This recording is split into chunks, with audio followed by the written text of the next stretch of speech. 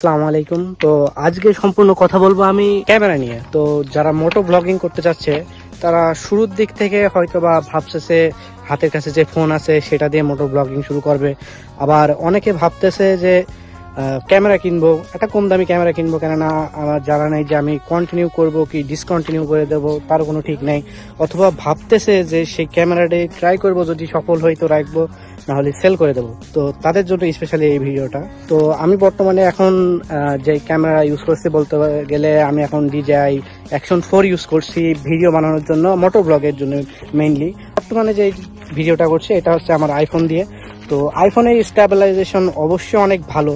তো অনেকে ভাবতে পারেন যে আমার কাছে হয়তোবা আইফোন আছে অথবা ভিভো আছে, একটু মানে ভালো ব্র্যান্ডের, তা স্যামসাং আছে, এইসব ফোন দিয়ে অবশ্যই ভিডিও করা যায়।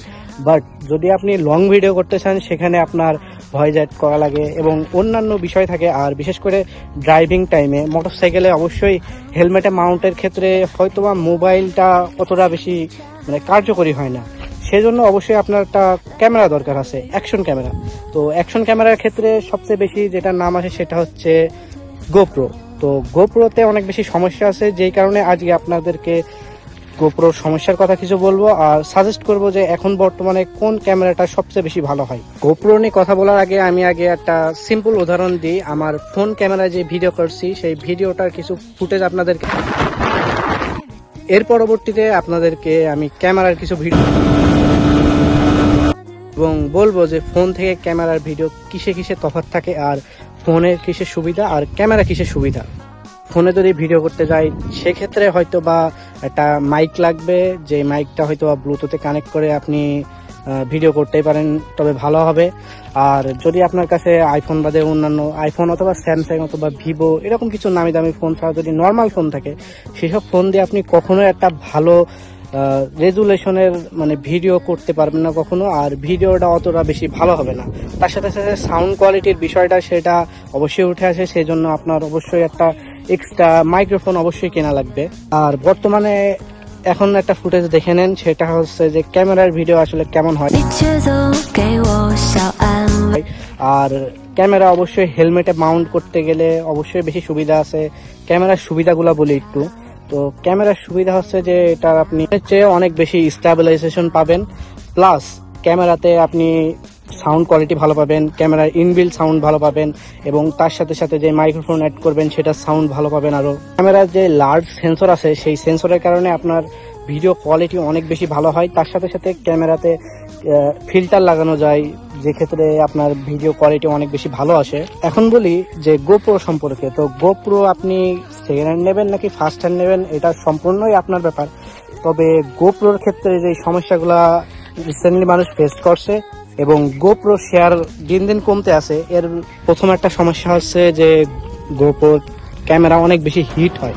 তো হিট হওয়ার ফলে কি হয়, ভিডিও অনেক সময় ভিডিওর ভিতরে ল্যাগ করে এবং ভিডিও কোয়ালিটিটা খারাপ হয়ে যায়, এবং তার সাথে সাথে দেখা যায় যে মাইক্রোফোন অটোমেটিক ডিসকানেক্ট হয়ে যায়, মাইক্রোফোনের সাথে সাউন্ডটাও ভালো আসে না, ভিডিওটা স্টপ হয়ে যায়, ভিডিওটা কখন অথবা ক্যামেরাটা কখন অফ হয়ে গেছে আবার কখন নতুন করে ভিডিও নেওয়া শুরু করছে তার কোনো গ্যারান্টি নাই। বলি যে গোপ্রো চার্জিং ব্যাকআপের কথা। বর্তমানে যতগুলা ক্যামেরা আসছে নতুন নতুন, সেগুলার ক্যামেরার যে ব্যাটারি ব্যাকআপ রয়েছে সেটা গোপ্রোর থেকে অনেক গুণ বেশি, জন্য গোপ্রো আসলে ইউজার ফ্রেন্ডলি হতে পারছে না। এখন বলি যে গোপ্রো না নিয়ে আপনি কি কি ভালো ভালো ক্যামেরা বর্তমানে নিতে পারেন। তার ভিতরে প্রথমে যদি বলতে হয় তাহলে Insta360, আর একটা হচ্ছে DJI। তো DJI অ্যাকশন ক্যামেরা বেশি দিন বের করেনি, হয়তোবা 4-5 বছর। সেখানে গোপ্রো হয়তোবা 16 বছর, অত না, প্রায় 13 থেকে 14 বছর মতো কন্টিনিউ করছে। ফোনে ভিডিও করতে গেলে সবচেয়ে বড় সমস্যা হচ্ছে ফোনের ব্যাটারি বারবার চেঞ্জ করা যায় না, ফোনের চার্জ অনেক বেশি খায়, আর ক্যামেরা চালু থাকলে ফোনের চার্জ বেশি খায় যেরকম, সেই সাথে হিট হয় বেশি, আর হিট বেশি হলে চার্জ আরো বেশি তাড়াতাড়ি খায়। আর স্টোরেজের প্রবলেম তো হয়তো বা আপনারা সবাই জানেন। এই কারণে মূলত ফোনটা আসলে কোনোভাবেই সুইটেবল না মোটো ব্লগের ক্ষেত্রে, কেননা মোটো ব্লগ অনেক লং ভিডিও হয়ে থাকে। যেমন কি ধরেন 20 মিনিট, অনেকে 30 মিনিট পর্যন্ত ভিডিও করে। যদি আপনি 2-4 মিনিট করেন সেটা কোনো আসলে বিষয় না, তবে যদি আপনি লং ভিডিও করতে চান, মোটো ব্লগ করতে চান, সেক্ষেত্রে অবশ্যই আপনার ক্যামেরাটা লাগবেই। এখন যদি বলেন যে আমি কোন ক্যামেরাটা আপনাকে সাজেস্ট করব, তাহলে আপনাকে দুইটা অপশন দেবো। একটা হচ্ছে Insta360S Pro, অথবা হচ্ছে DJI Osmo Action 4 অথবা 5 Pro। যদি আপনার বাজেট বেশি থাকে Insta360 S Pro এটা নিতে পারেন, অথবা যদি আপনি বাজেট কম থাকে তাহলে সেক্ষেত্রে Osmo Action 4টা চুজ করতে পারেন, যেটা হচ্ছে কম্বো প্যাক। আর একটা চুজ করতে পারেন, সেটা হচ্ছে S2 Proর সাথে যদি আপনার বাজেটটা মোটামুটি থাকে সেক্ষেত্রে আপনি Osmo Action 5 Pro এটাও দেখতে পারেন। তবে আমি বলবো যে সবচেয়ে বেশি ভালো হয় যে যদি আপনি DJI Osmo Action 4 creator combo অথবা আপনি যদি Action 5 Pro ক্রিয়েটর কম্বো এই দুটার ভিতরে একটা নেন তাহলে সবচেয়ে বেশি ভালো হবে। কেননা এর ভিতরে আপনার যাবতীয় যত কিছু লাগে ND ফিল্টার সহ একটা ND ফিল্টার দেয়, 3টা টোটাল ব্যাটারি থাকবে, ক্যামেরার ভিতরে একটা ব্যাটারি থাকবে এবং টোটালি যত কিছু লাগে সবকিছুই প্রায় এর ভিতরে পেয়ে যাবেন আপনি। এক্সট্রাতে সেরকম কোনো খরচ করা লাগবে না। এক্সট্রা বলতে গেলে আপনার হয়তোবা একটা মাইক্রোফোন কেনা লাগবে, এই আর কি। একটা হেলমেট মাউন্ট, এই দুটা হলেই হয়তোবা আপনার সবকিছুই হয়ে যাবে যদি আপনি DJI কেনেন। আর যদি Insta360 কেনেন সেক্ষেত্রেও আপনি অনেক জিনিস পেয়ে যাবেন।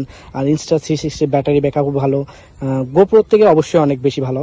কোয়ালিটিও DJI Osmo Action এর সাথে অবশ্যই কম্পারেবল।